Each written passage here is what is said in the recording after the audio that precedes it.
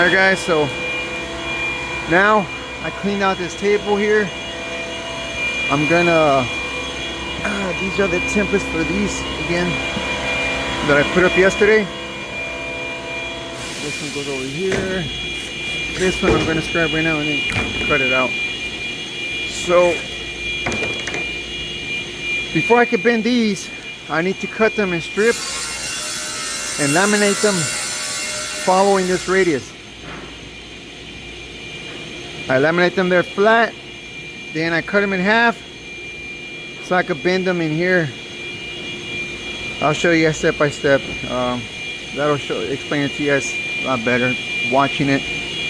I have a difficult time explaining it, but hopefully these videos help explain it little by little, step by step on how I do it. Everyone has their process and how they do it. This is how I was taught. And then here and there I put in my own little tips and tricks. Okay, all right guys, so this is just another quick follow-up on this Nimes project. Once I get that going, I'm gonna finish routing out the rail parts, the rails and the parts, and those long rails right there. All right, so let's get to it. Let me finish cleaning this out, and then I'm going to put the camera up to show you guys. So there it is. This is my pitch. When I scribe it out at the job site, this is my mark that I put the level out there when I scribed it and make sure it's lining up and it's leveled here. So now I got to follow that line all the way to the end. Now I just got to continue it going all the way across. But there it is. So now I'm going to put my L brackets here so I can glue this and laminate it. Repeat the process on this one. That's the basement. This is the main. And then I'm just going to use regular yellow Elmer's glue. This should be dry by tomorrow, and I could go check it day after tomorrow. Alright guys, here we go.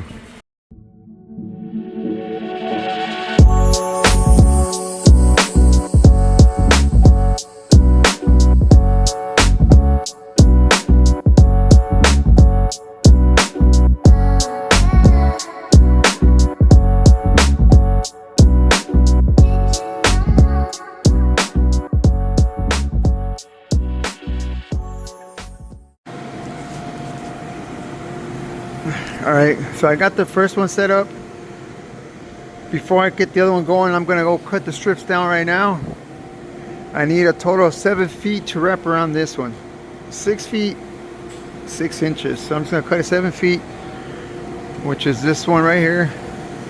I'm going to go cut them right now at a 1/4 inch and then plane them down at 1/8. I don't want to have a hard time bending it. Alright, so let's go over there and take care of that.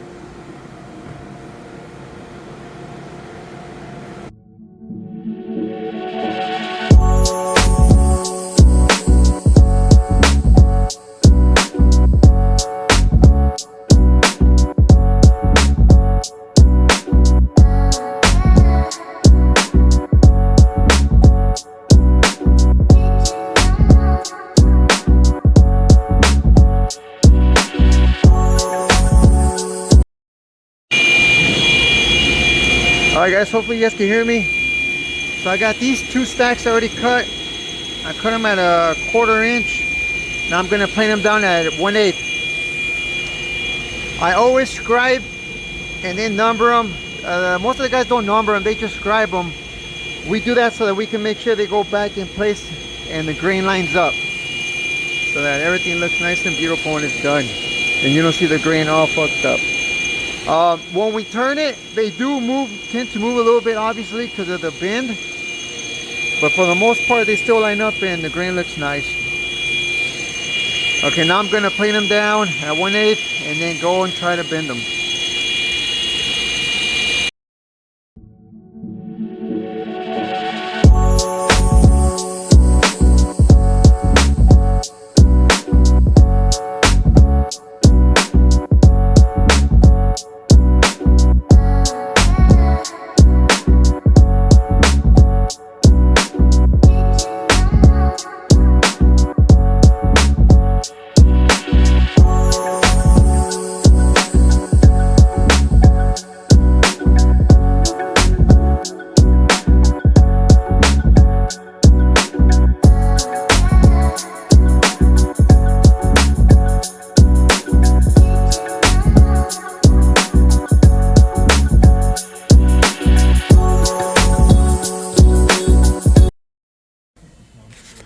There it is, guys.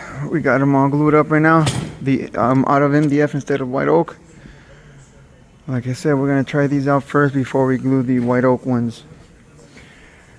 After this dries up, we cut them in half so we can bend them on here. So that's the process it takes to get these curved on volutes made. If they were flat, then this would be it. But because it goes at a slope, as you can see here. Starts up there and then goes down, down, and then it gets flat here. So hopefully these work out. If not, you know, after we go out there and try them out, then we'll make the adjustments we have to here and to there. And then glue the white oak ones. Alright, so that's it for right now.